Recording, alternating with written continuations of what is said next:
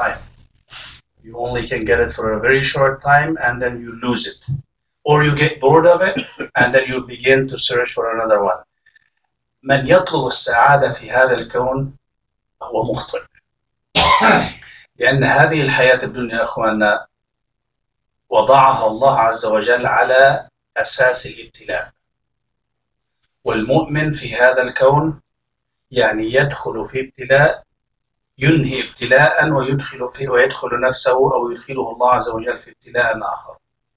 قد يبتلى بالشيء وضده أو بالشيء ونفسه، وكلما أنهى اختبار دخل في اختبار ثاني. والأشياء إخواننا التي نحصلها في هذا الكون لا تعتبر سعادة أبدية. لما؟ لأنها وقتها محدود. وبمجرد ما الإنسان يعني وصل إلى سعادة يعني بيطفر منها زي ما بيقولوا، بعدين بيصير يدور على واحدة ثانية حتى يلقى الله عز وجل. والله سبحان الله, today I got two phone calls, both about divorce. And subhanallah, when you listen to the conversation of people, the cause of the disputes, wallahi, it's worthless. There is no valid reason whatsoever. There is no valid reason whatsoever. But it's just we don't understand that marriage is about patience. I know there's a man, that's kind of a funny story, in his 50 years anniversary. So they asked the man, how did you manage to live 50 years with that horrible wife of yours?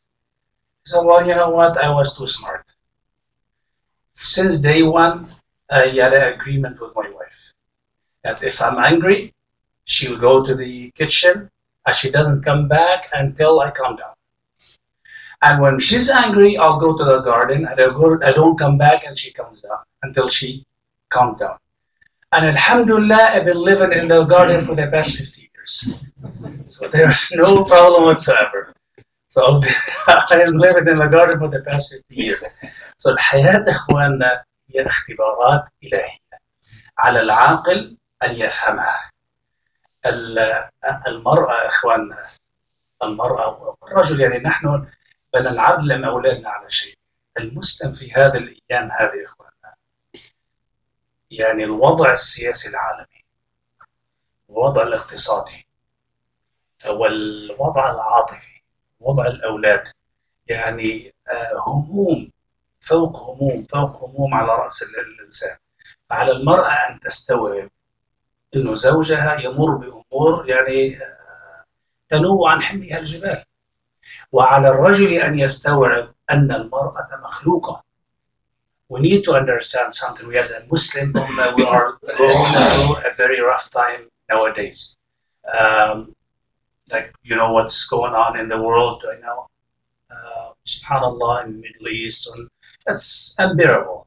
And you can add to that the economical struggle nowadays, and we have some emotional struggle, and we have the worries of some families issues, and we have some relatives issue. So all those combined together, it will be unbearable for any man or for any male or female to fulfill their duty. So we need to understand, we need to teach our children, and we need to teach our wives that it's not you. You're not the problem. I have a problem of my own. There's so many things going on in the world, so we need to understand that it's not you the cause, but I'm not the cause of the problems here. So we need to have patience.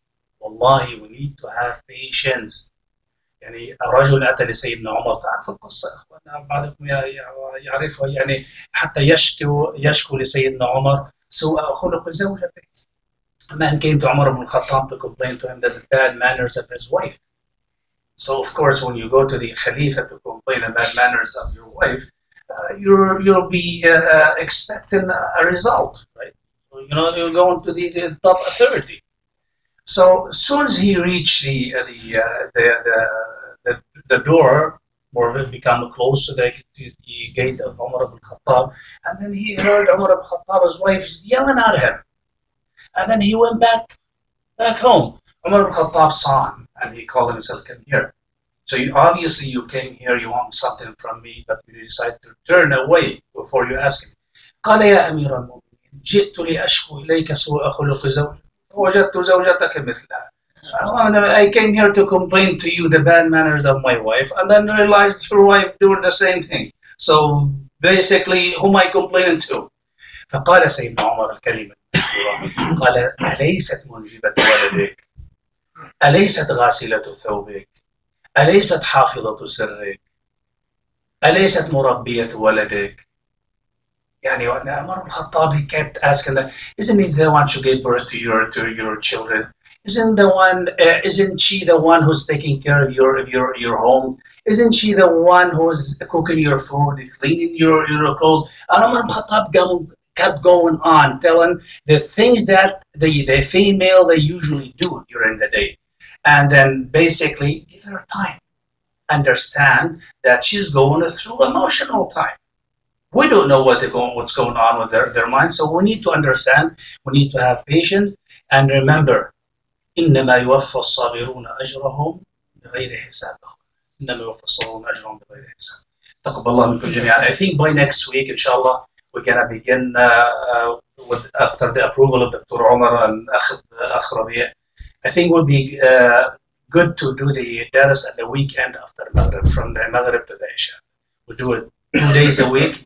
2 days a week, 1 hour session, inshallah, or 40-minute session, whatever, from the Maghrib. And then hopefully we can get some refreshment here. So we'll make it some interesting night, inshallah. So start from next week, Saturday and Sunday, 2 days.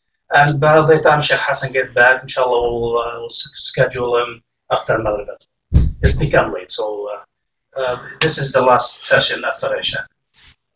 Allah Ta'ala alam.